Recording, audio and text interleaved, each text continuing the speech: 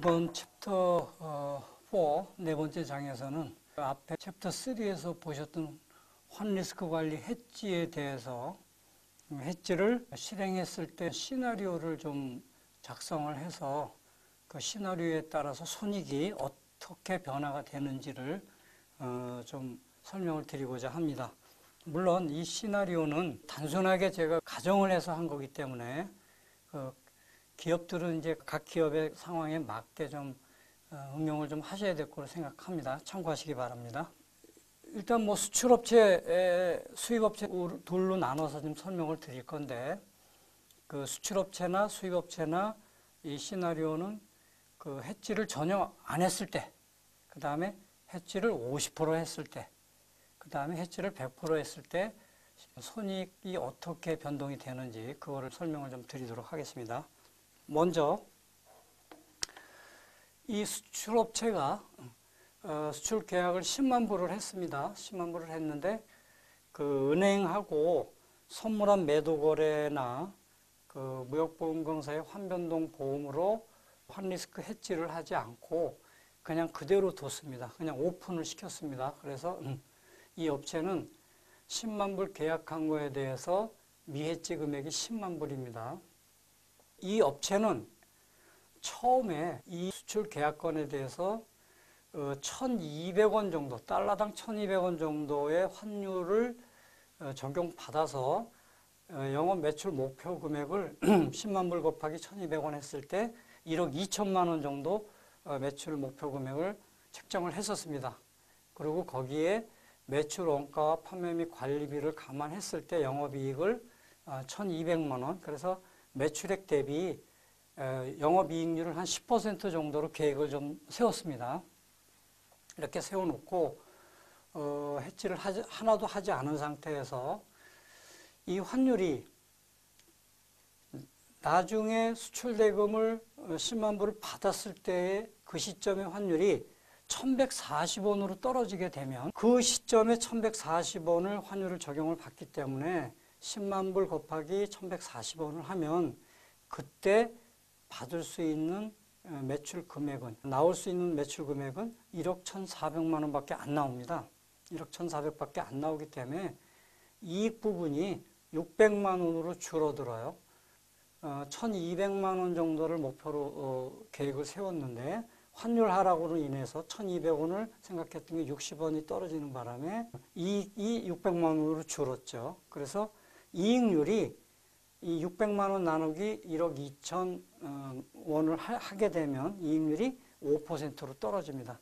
처음에 목표로 했던 매출액 대비 영업이익률 10%에서 5%로 이제 급락을 하게 되는 거죠. 물론 1,160원일 때 이제 그 이익률이 조금 더 요거보다는 덜 떨어질 거고 조금씩 하겠지만 환율이 이렇게 하락을 하지 않고 반대로 이렇게 1,240원 쪽으로 올라가게 되면 해지를 안 했을 경우에 이익률이 목표로 했던 것보다 상당히 많이 13.33% 많이 그 이익률이 나오기는 합니다. 근데 환율이라는 게 그 상승을 할지 하락을 할지 아무도 모르니까 이 수출 기업은 이 1,200원을 중심으로 해서 하락하는 방향 쪽으로 환율의 방향성이 갈 때 그 리스크를 회피하기 위해서 해지를 하는 거니까 이 위쪽 부분은 생각할 필요가 없이 하락했을 때의 그 위험을 줄이고자 하는 게 해지입니다. 이렇게 이 수출업체가 하나도 해지를 하지 않았을 때와 그 다음에 반만 했습니다. 그 10만 불에서 은행하고 선물한 매도나 무역보험공사의 환변동 보험을 5만 불만 해지를 하고 5만 불은 그대로 오픈시켜 놨어요. 이랬을 경우에 다른 조건은 똑같고 이때 1,140원일 경우를 좀 보겠습니다. 환율이 10만 불을 수출대금을 받은 시점의 환율이 1,140원으로 떨어진다고 하면 요 두 번째 칸에 있는 원화 환산 해지 금액, 이게 6,100만 원인데 이게 왜 6,100만 원이냐면 3 곱하기 5입니다. 3, 해지 금액 5만 불 곱하기 5, 해지 실행 환율. 이때 그 선물 환 매도할 수 있는 환율이 1,220원이었어요. 목표로 했던 환율보다 더 유리한 상황이 벌어졌죠.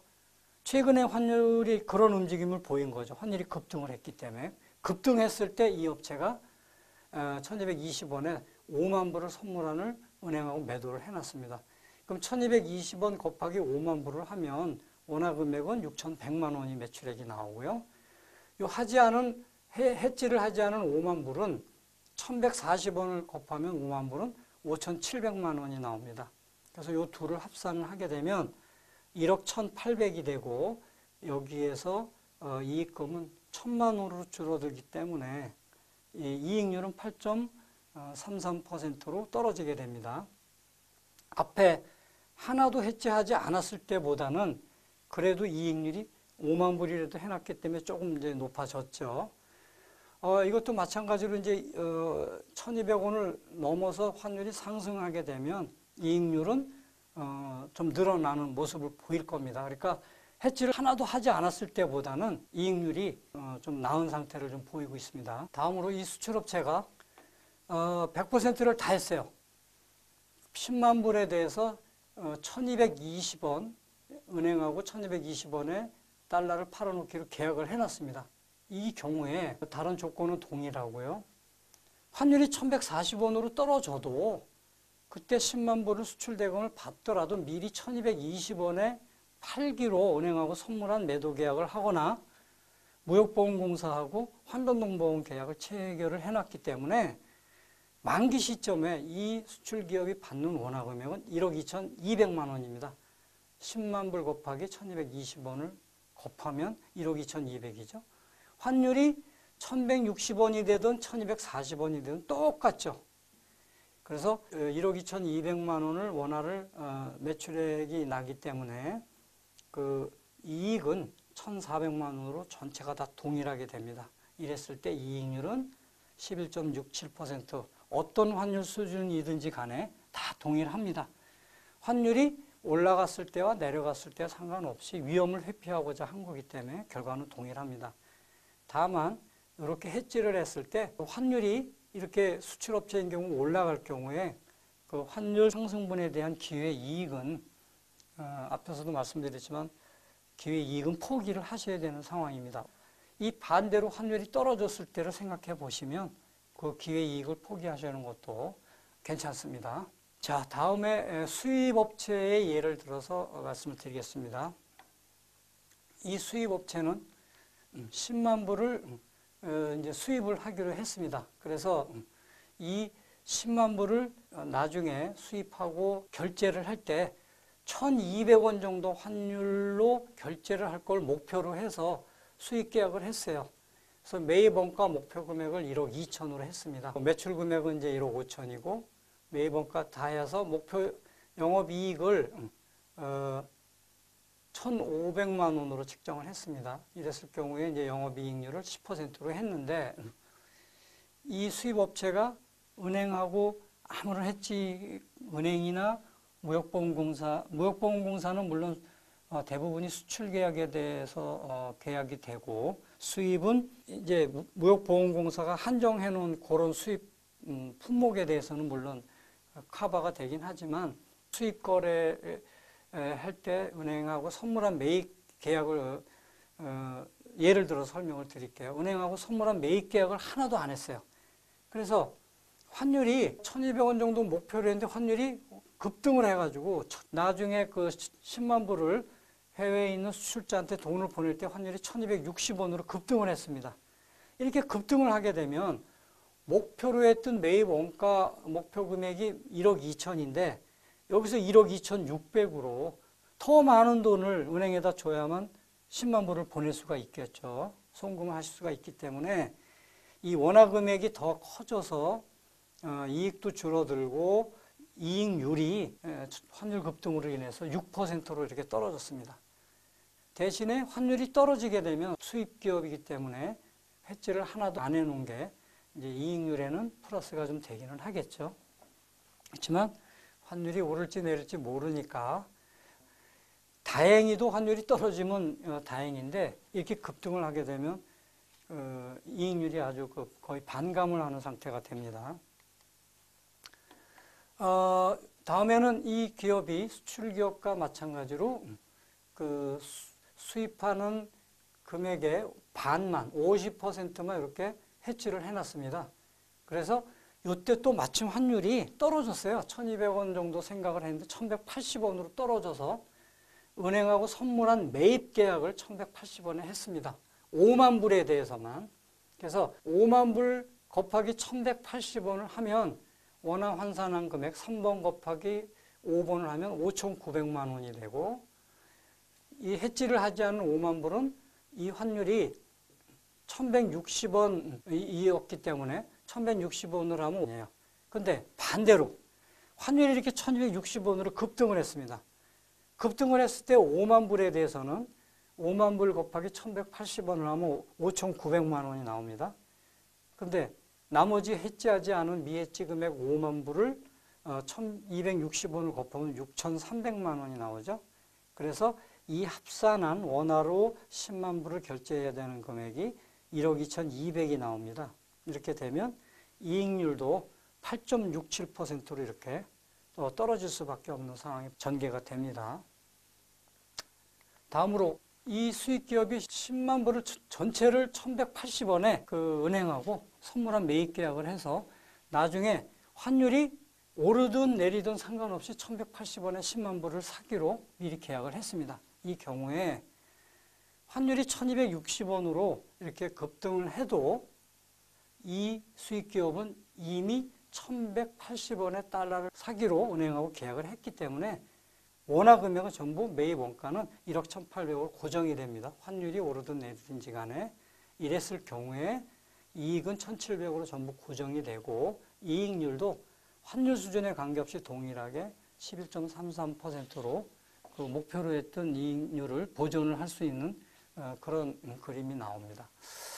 그래서 지금 수출업체, 수입업체 두 군데를 해지를 전혀 안 했을 때 50%, 100% 했을 때 사례를 들어서 간단하게 시나리오를 말씀드렸으니까 서두에서 말씀드렸듯이 이 시나리오는 제가 단순하게 작성을 해서 설명을 드린 거니까 각 기업이 기업의 상황에 맞게 조금이라도 응용을 하셨으면 하는 바람에서 설명을 좀 드렸습니다. 네, 여기까지 그 특강의 내용을 전부 이제 말씀을 드렸습니다.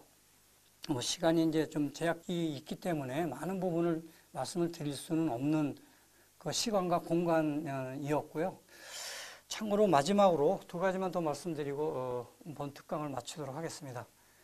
저희 그 무역협회에서 외부 전문가들을 이제 요일별로 이렇게 그 출근을 하시게 해서 컨설팅을 무료로 좀 해드리고 있습니다. 저는 외환, 환율, 외국환 거래법, 환리스크 관리를 매주 목요일 날 아침 9시부터 저녁 6시까지 그 데스크에 제가 출근해서 앉아 있습니다. 그래서 직접 오셔서 상담을 하셔도 되고요. 아니면 이 1566-5114가 한국무역협회 콜센터입니다. 콜센터에서 외환 쪽, 환율 쪽 상담을 요청을 하시면 저하고 전화 연결이 되기 때문에 더 궁금하신 게 있을 경우에 일로 매주 목요일 날 전화를 주시면 제가 성심성의껏 답을 드릴 거고요. 혹시 방문도 어려우시고 전화도 어려우신 분들은 무역협회 홈페이지 기타넷에 들어오셔서 온라인으로 질문을 올려주시면 제가 답을 빠른 시간 안에 드리고 있습니다. 그래서 이걸 좀 참고를 하시고요. 다음은 이제 기타 외환 연구회라고 밴드가 하나 이렇게 좀 만들어져 있습니다. 이 밴드는 특별한 목적이 있어서 한 건 아니고요.